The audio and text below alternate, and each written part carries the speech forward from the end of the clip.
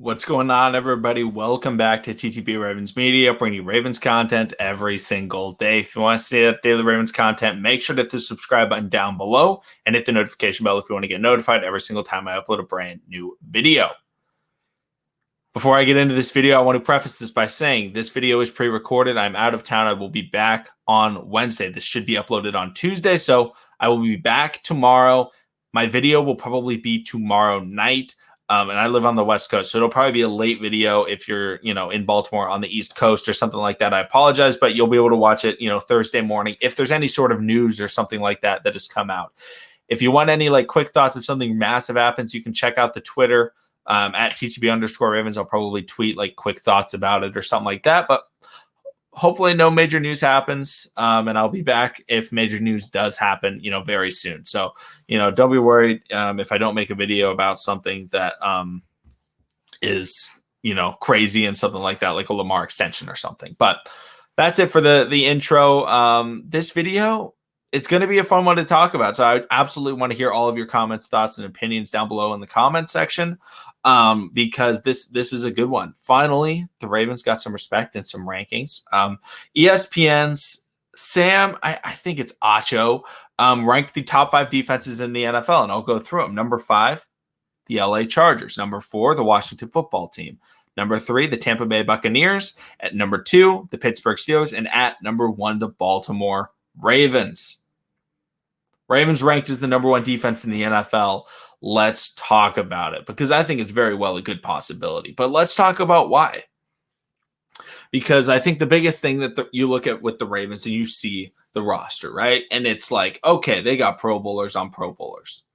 The biggest thing that you would see is the secondary. They got 2 top 10 cornerbacks in the NFL. Marlon Humphrey, I think, is a top 2 cornerback. I typically rank him number 1. Non-Ravens fans will put him, I think, guaranteed non-Ravens fans put him top 5. If you don't put him top 5, you don't watch football. I think he should be top 3, though, in everybody's list. People may put him 4. I know some people really like Stephon Gilmore. Some people really like Jair Alexander and Tre'Davious White and things like that. But, whatever, to each their own. Marlon Humphrey, top tier cornerback. And then Marcus Peters. Very, very good cornerback. Top 10 cornerback in the NFL on most people's lists. And on my list, he's definitely top 10. He's the best ball hawk in the NFL. And you look at the Ravens defense, you say, oh, wow, that's turnovers. And you say, Marlon, turnovers, yeah, he forces fumbles. Like nobody else in the NFL led the NFL in forced fumbles. Why? Because he punches the ball like Peanut Tillman. And that's something that he has perfected. And that's something that's getting better and better, and we're seeing it translate across to the entire defense. And I'll talk about that in a little bit. But the Ravens secondary is built off of 2 great players. They have 2 players that can literally guard any player in the NFL. Any player in the NFL can be guarded by either of those players. And then you look at, the third corner, Jimmy Smith. Well, he's a good cornerback. You look at the slot cornerback, Tavon Young. He's an elite slot cornerback, or he has been when he's played. And obviously, when you look at these lists and things like that, this is under the assumption that everybody is healthy. This is built based on the roster. This isn't saying, oh, well, this guy gets hurt a lot, so they're not that good of a defense. Well, he's not hurt right now, so we include those players. So you look at the secondary, you're like, wow, that's very, very good. And then Chuck Clark, a very solid box safety, and Deshaun Elliott, a heavy hitting safety that is a playmaker. And you look at those players, and all of them have started to copy Marlon Humphrey in their punch tactics. Even Marcus Peters, when he's trying to tackle, what does he start doing? He either tries to hold him back so Marlon can get in there, or somebody else can get in there and they can punch that ball out.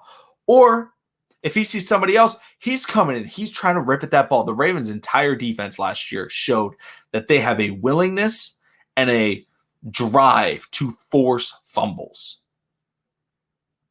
Miles Sanders had a massive run against the Ravens. I want to say it was 70 yards.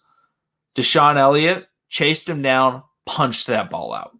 I believe an Eagles player still picked it up and scored a touchdown, but he chased him down and got the forced fumble. That's something that you can look at and on the stat sheet, it's not a fumble recovered or anything like that, but it shows the willingness to go after the football. They still force turnovers. Not a ton of picks, but they do have players, like Brandon Stevens and things like that, who could potentially be decent ball hawks. We'll see. We'll see how good they are. But overall, they do force turnovers. Then we can look at the front seven, and I'll start at the back end of the front seven with the linebacking core. Patrick Queen last year did struggle. He did struggle in certain spots. However, remember, he didn't have training camp. Neither did Malik Harrison. They came into the NFL with no training camp, very limited rookie minicamp, and a couple of practices and no preseason game, and they were thrown into the fire. And people look at that game against Travis Kelce, and they're like, oh, he got destroyed. It was like the third game of his career. Like, it's not like this was like week 15 and he was getting beat up. Like, it was very early in his career. He never got preseason. That was like one of the first tight ends he ever played against. Is one of the greatest pass catching tight ends of all time. He may be the best pass catching tight end of all time. Like, that's very difficult. And now he's gotten a full season. He's gotten a full off season, and he's going to be significantly improved. And then you look at Malik Harrison. Exact same thing. Just a full year of improvement. And that's something that you can really look at and say, wow, this team can get a lot better. Tyus Bowser, coming back, going to have another year of improvement. He's finally gotten that new extension. The Ravens are expecting a bigger role from him after the losses of Judon and Ngakoue, which I will talk about. But overall, this linebacking core is solid. This is not a linebacking core to be slept on because they have a lot of potential, a lot of speed, and a tenacity to go after the football. Any of those guys you can blitz, and they will hit you hard. Any of them. Now we look at the losses in the linebacking core. It would be the edge rushers. It would be Yannick, and it would be Matthew Judon. And you would say, okay, what did they do? They did nothing in pass coverage. Judon was a liability in pass coverage. Mecole Hardman was running by him every day of the week, which you would expect. I don't know why Judon was in coverage so much, but whatever. Wink Martindale, do your thing. But overall, they weren't an amazing pass rush duo. We expected them to be significantly better than what they were, but they weren't that good in terms of generating their own pressure. Wink Martindale was able to generate a lot of pressure, and that's what helped. So what did the Ravens do to replace them? Well, they went to the draft at first. Odafe Oweh, the number one run defending edge rusher in the draft. I believe he was like top 3 in all of college football in defending the run. And Dalen Hayes, a very good Sam linebacker that can come in and drop into coverage and be solid at that spot. I don't know how much Dalen Hayes will play, but if he does get the opportunity to drop into coverage, I'm comfortable with him doing that. He's probably the best. He's better than Tyus Bowser, I would expect, in dropping into coverage. Just dropping into coverage, I would expect Tyus to be the better pass rusher. But so they get them. And then what do? They signed Justin Houston. 8 sacks last year, 11 the year before. Rocket number 48, and he looks good in the training camp footage that we've seen of him. In everything that we've seen, he looks good and ready to be that player that he's been in recent years, which is a borderline 10-sack player. And having a borderline 10-sack player in other schemes that comes into a Wink Martindale scheme could be an 11, 12-sack player. And we didn't have that last year. We didn't have that the last couple of years. We haven't had that since Terrell Suggs. And that's going to come back to this Ravens defense. So we've got pressure, okay? I'm not going to say we have great pass rushing, but we have great pressure. Pressure will be on every quarterback because of Wink Martindale and his ability to blitz, because of Justin Houston and his ability to beat one-on-ones, and then because of the interior side of the defensive line. We got the edge rushers, but who do we got rushing the passer in the middle? Calais Campbell, many-time Pro Bowler. He's very close to hitting 100 career sacks. Then we got Madubuike. Madubuike turned it up at the end of last year. He is probably the biggest step-up year 2 player for the Ravens this year, I would expect.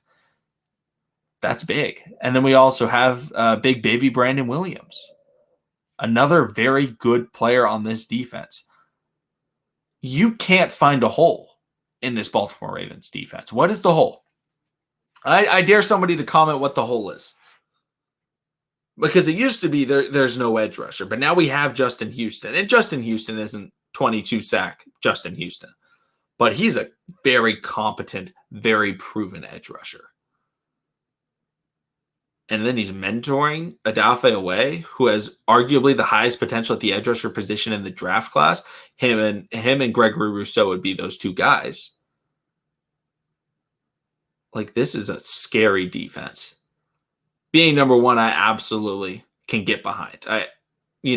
Washington football team could be that team. We will see, what their players are able to do. I don't want to take away from any of the other defenses, but this defense, I think, should be ranked easily top 3. I think it could very well be number 1 defense in the NFL next year. And it is not a defense any team will want to play at all whatsoever.